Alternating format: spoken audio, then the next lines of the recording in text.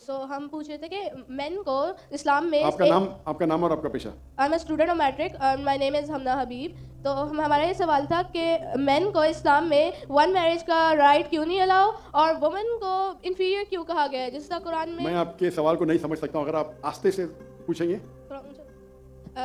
Main को इस्लाम में एक मैरिज का क्यों नहीं मिला और वुमेन को इन्फीरियर, जिस तरह गवाही में एक मर्द के बराबर दो औरतें हैं, तो ऐसा क्यों।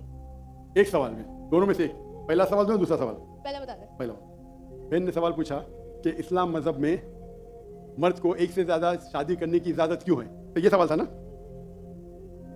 ठीक है, अगर आप पढ़ेंगे दिगर मज़हब की किताब में, चाहे बाइबल पढ़ो, चाहे वेदा पढ़ो, चाहे गीता पढ़ो, चाहे तलमुद पढ़ो, कोई भी मजहबी किताब में ये नहीं लिखा है कि आप एक ही शादी करो।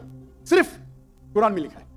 कुरान के अलावा आप कोई भी मजहबी किताब पढ़ो, चाहे बाइबल हो, चाहे वेदा हो, चाहे भगवत गीता हो, चाहे उपनिषद हो, चाहे तलमुद हो, कुरान के अलावा कोई भी किताब में नहीं लिखा है कि आप सिर्फ एक शादी कर सकते हैं। कुरान में लिखा है सूरह निसा में, सूरह नंबर 4 आयत नंबर 3 में, कि कहते हैं कि आप अपनी पसंद के बीवी कर सकते हैं, चाहे 2, 3 या 4, लेकिन अगर आप उनमें अदल नहीं कर सकते, if you can not do justice, आप सिर्फ एक शादी कर सकते। तो ये लफ्ज सिर्फ एक शादी कुरान के अलावा कोई भी मजहबी किताब में नहीं है।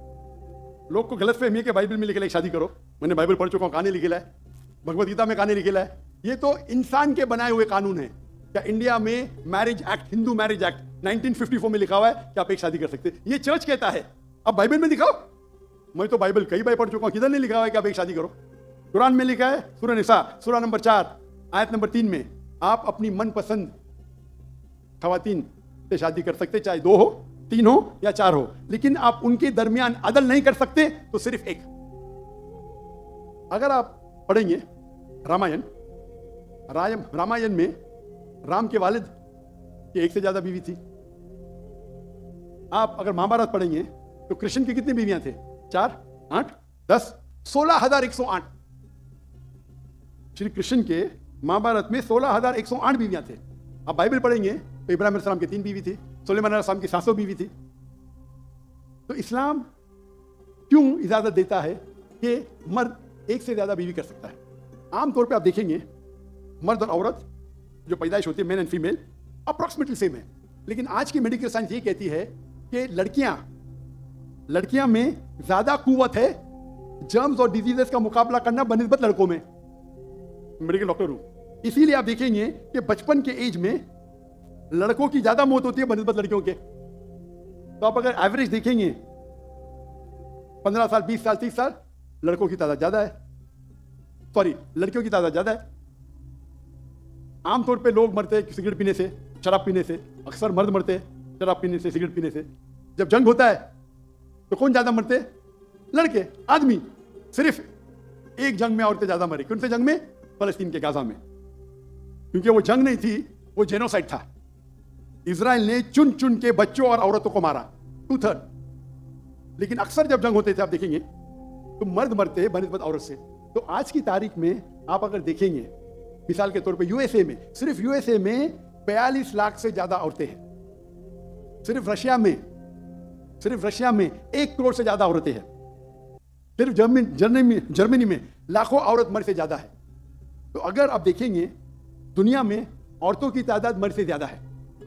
मान लो मैं आपकी बात मानूंगा कि एक मर्द एक औरत से शादी करना चाहिए, और अगर यूएसए में हर मर्द ने एक औरत से शादी की, फिर भी 42 लाख औरतें होंगी जिनको शादी के लिए मर्द नहीं मिलेंगे। 42 लाख। आप सोचो, अगर एक खातून को कोई, हर मर्द एक औरत शादी करता है, तो 42 लाख खवातीन को शादी करने के लिए मर्द नहीं मिलेंगे। तो क्या ऑप्शन है उनके लिए? 2 ऑप्शन है। चाहे पहला ऑप्शन है कि वो ऐसे मर्द से शादी करे जिसकी बीवी ऑलरेडी है, या वो बाजारी औरत बन जाए। बाजारी औरत, इतना सख्त लफ्ज। मैं इंग्लिश में बोलता हूं पब्लिक प्रॉपर्टी। लोग एतराज लेते, मैं कहता हूं इससे अच्छा लफ्ज मेरे पास है नहीं। तो आप कोई भी एक अच्छी खातून को पूछेंगे, अगर आपको शादी के लिए कोई मर्द ऐसा नहीं मिल रहा है जिसके पास कोई बीवी नहीं है, और 2 ऑप्शन आपके पास है, ऐसे मर्द से शादी करो जो जिसकी शादी हो चुकी है, या आप बाजारी औरत बनो, कोई भी अच्छी औरत ये कहेंगी कि मुझे पहला ऑप्शन प्रेफर्ड है। और कई वजह है इस्लाम में कि क्यों मर्द को एक से ज्यादा बीवी की इजाजत दी गई।